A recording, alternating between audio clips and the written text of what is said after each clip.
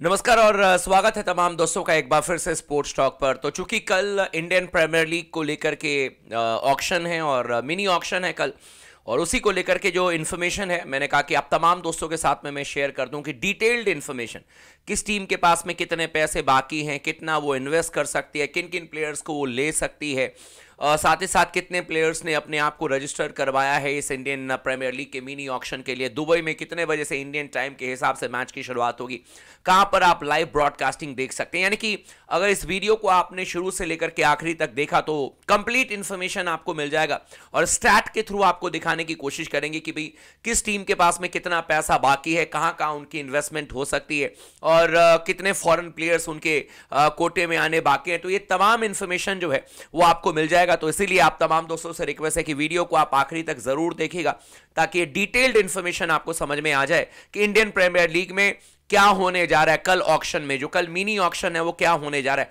End of course 2025 में जो auction होगा वो मेगा ऑक्शन होगा। तो एक मेगा ऑक्शन से पहले मिनी ऑक्शन है 2024 में, और ये पहली बार इंडिया से बाहर ऑक्शन हो रहा है जो कि दुबई में ऑक्शन हो रहा है। तो ये आप ध्यान रखिएगा। और विमेंस प्रीमियर लीग जो हमारा चलता है उसमें जो ऑक्शन कराती है वही इस बार ऑक्शन कराती हुई नजर आएगी। इंडियन प्रीमियर लीग में भी पहली बार वो ऑक्शन करेगी। तो सबसे पहले आपको मैं डिटेल्ड इंफॉर्मेशन शेयर कर दूं। कुल मिलाकर के 1166 प्लेयर्स ने रजिस्टर्ड करवाया अपने नाम को, यानी कि 1166 1166 प्लेयर ने अपने आप को रजिस्टर कराया, जिनमें से 333 प्लेयर को सभी फ्रेंचाइजी ने मिलकर के पिक किया। मान लीजिए कि 1166 प्लेयर ने अपने आप को रजिस्टर कराया, लेकिन उनमें से किन प्लेयर्स पर बोली लगेगी वो फ्रेंचाइजी पर डिपेंड करता है कि भाई क्या वो स्कीम ऑफ थिंग्स में है या नहीं है। तो सभी प्लेयर्स को जब 1166 प्लेयर्स का लिस्ट दिया गया, उसमें से 333 प्लेयर्स को पिक किया गया जिन पर की बोली लगेगी। ऑब्वियस सी बात है कि भाई ये वो प्लेयर हैं जिनको लेकर के फ्रेंचाइजी ने इंटरेस्ट दिखाया है, 10 फ्रेंचाइजी ने इंटरेस्ट दिखाया है। अब ये जो 333 प्लेयर हैं इसमें से 214 प्लेयर इंडियन है। 333 प्लेयर जो हैं उनमें से 214 प्लेयर इंडियन हैं और 119 प्लेयर आपके आउटसाइड इंडिया के हैं, जबकि 116 जो 333 प्लेयर में से 116 वो प्लेयर हैं जो कि कैप्ड हैं, जो कि अपने अपनी कंट्री के लिए खेल चुके हैं। 215 प्लेयर वो हैं जो कि अनकैप्ड हैं और 2 खिलाड़ी ऐसे हैं जो कि एसोसिएट नेशन से हैं, यानी कि एसोसिएट नेशन से भी आपने 2 प्लेयर को पिक किया हुआ है। और कुल मिलाकर के कितने प्लेयर्स पर बोली लगेगी, मतलब कितने स्लॉट्स अवेलेबल हैं, तो कुल मिलाकर के भाई साहब 333 प्लेयर जरूर इस ऑक्शन में आएंगे, लेकिन 77 स्लॉट जो है उसको फिल किया जाएगा 10 टीम के हिसाब से।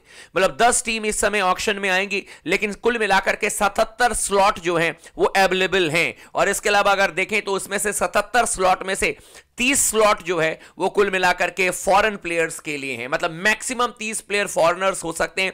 इन 77 में से 77 प्लेयर का स्लॉट अवेलेबल है 10 टीमों के पास में, जिनमें से मैक्सिमम आपके 30 जो है वो फॉरेन के प्लेयर हो सकते हैं। अब मैं आपको एक ग्राफिक्स दिखाता हूं जिसका जरिए आपको ये समझ में आ जाएगा कि किस टीम के पास में कितने प्लेयर अवेलेबल हैं और किन किन प्लेयर्स को मौका दिया जा सकता है। तो जस्ट अ सेकंड मैं आपको एक ग्राफिक्स दिखाता हूं जिससे आपको की सारी डिटेल्ड इंफॉर्मेशन समझ में आ जाए और आप बहुत बेहतरीन तरीके से इसको जान सकते हो। और मैं उस ग्राफिक्स को चला देता हूं ताकि आपको बहुत अच्छी तरीके से समझ में आ जाए कि भाई किस प्लेयर के पास में आई मीन किस टीम के साथ में कितने प्लेयर्स बाकी हैं। तो सबसे पहले आप चेन्नई सुपर किंग्स को देख सकते हैं। चेन्नई सुपर किंग्स की अगर हम बात करें तो कुल मिलाकर के चेन्नई के पास में जो अभी पैसा इन्वेस्ट इन्होंने किया है वो है 68 करोड़ एंड 60 लाख इन्होंने इन्वेस्ट कर दिया है और कुल मिलाकर के 31 करोड़ 4 लाख मतलब 40 लाख रुपए इनके पास में अवेलेबल है। यानी चेन्नई के पास में 31 करोड़ 40 लाख रुपए अवेलेबल है। 6 स्लॉट इनके पास में हैं अभी अवेलेबल, जिनमें से 3 फॉरेन के स्लॉट हैं। तो ये आप याद रखिएगा, कुल मिलाकर के बड़ा इंटरेस्टिंग हो जाएगा ये जानना। चेन्नई के लिए कुल मिलाकर के 31 करोड़ 40 लाख रुपए चेन्नई के पास में अभी बाकी है। इसके अलावा दिल्ली कैपिटल्स की बात करें तो इन्होंने भाई 71 करोड़ रुपए ऑलरेडी इन्वेस्ट कर दिए हैं, जबकि इनके पास में 28 करोड़ और 95 लाख रुपए बाकी है, मतलब लगभग 29 करोड़ रुपए बाकी हैं। 9 स्लॉट इनको फिल करना है अभी भी, जिनमें से 4 इनके बाहर के प्लेयर ये ले सकते हैं मैक्सिमम।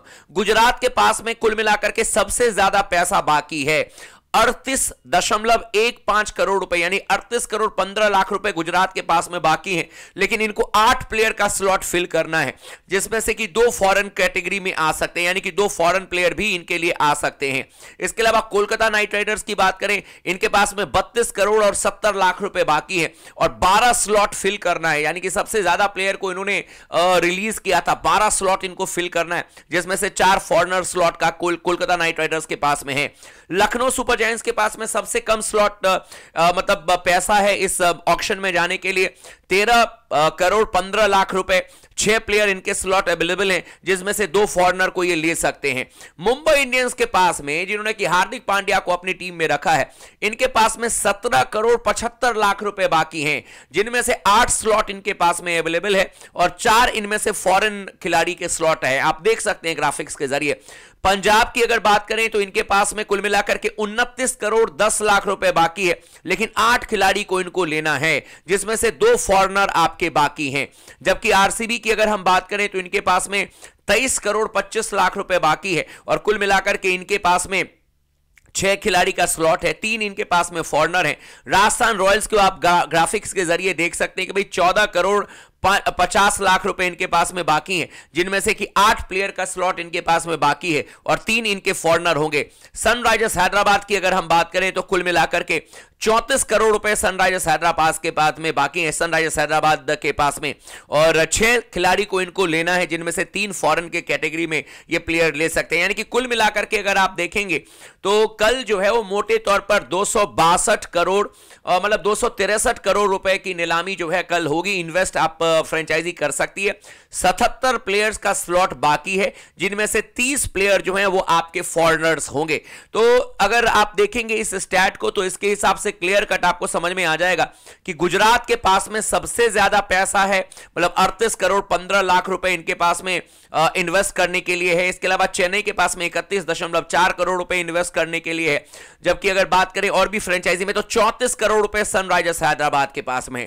तो ये 3 फ्रेंचाइजी के पास में सबसे ज्यादा पैसा है जो कि इन्वेस्ट करेगी इस बार ऑक्शन में। एंड लेट्स सी कि क्या होता है, किस तरीके से इस बार ऑक्शन के लिए ये लोग अपने आप को तैयार करते हैं। बड़ा इंटरेस्टिंग होगा देखना कि अपने आप को किस तरीके से ये लोग तैयार करते हैं। बट हाँ, इतना मैं जरूर कह सकता हूं कि बड़ा मजेदार होगा इस बार का ऑक्शन। लेकिन ऑक्शन होगा कहां पर? पहली बार ये ऑक्शन जो है वो दुबई में हो रहा है। इंडिया से बाहर ये ऑक्शन कराया जा रहा है। दुबई में ये ऑक्शन होगा और ये आपके भारतीय समय अनुसार दिन में 1 बजे शुरू हो जाएगा। अगर आपको लाइव टेलीकास्ट देखनी है, अगर मोबाइल पर आपको लाइव टेलीकास्ट देखना है तो आप मोबाइल पर भी लाइव देख सकते हैं। उसके लिए आपको जियो सिनेमा के एप्लीकेशन पर आपको वो लाइव दिख जाएगा।